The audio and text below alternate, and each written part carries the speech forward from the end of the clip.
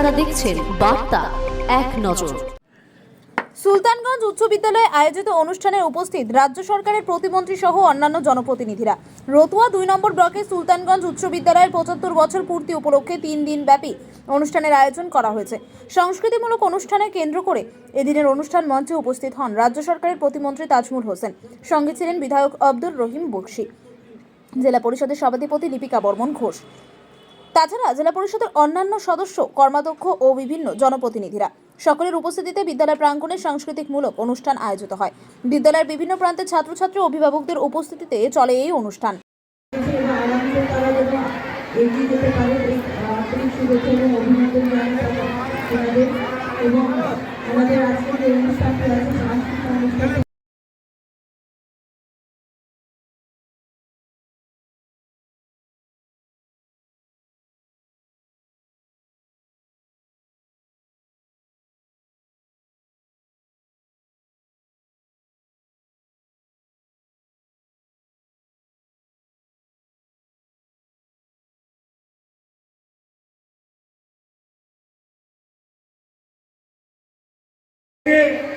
যখন আমাকে একটা দিদিতে বড় প্রোগ্রাম ছিল, আমরা এই স্কুলে আমরা এসেছিলাম এবং আমরা দেখে গেছি সত্যি এখানে হাজার হাজার ছেলে মেয়ে এখানে লেখাপড়া করে, এখানে সত্যি লেখাপড়া হয় বলে আজকে এই স্কুলটা 75 বছরে পা দিল।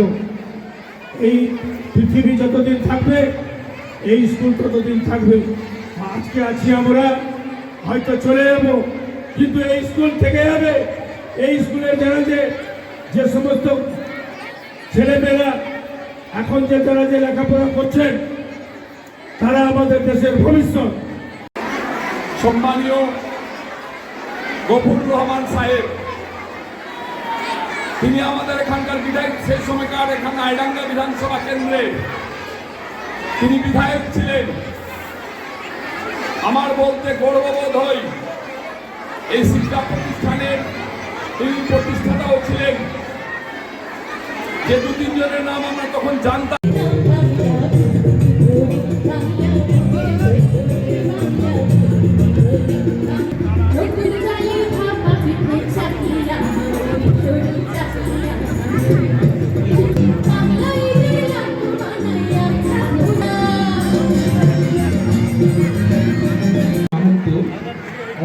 শিক্ষা প্রতিষ্ঠানের অন্যতম শিক্ষিকা মাননীয়া কোয়েল মাহান্ত মহাশয়া, আপনাকে একটু বক্সি সাহেবকে বরণ করে নেওয়া হচ্ছে।